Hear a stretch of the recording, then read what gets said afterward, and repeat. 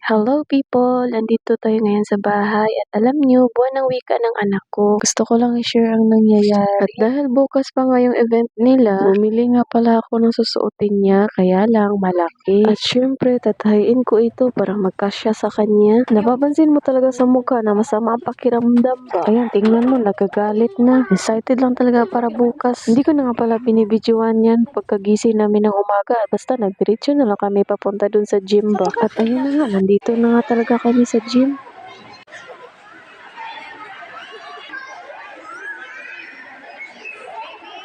Excited na kayong mga bata. Gani kong anak, galain man na yung pamatsyag, pakatawa-katawa ra, pero galain ang pamatsyag ganing.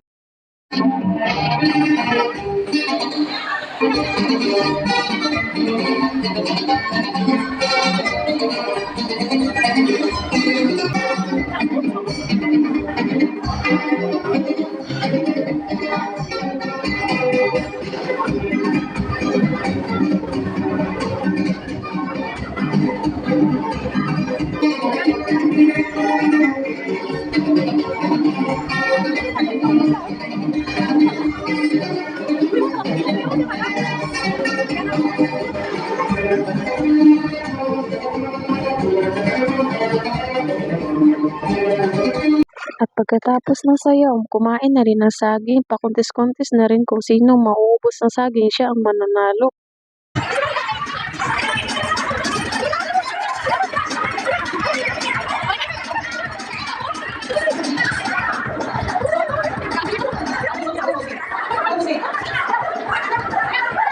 Hindi pala naubos ni siya ng saging, ako na nakakain nito.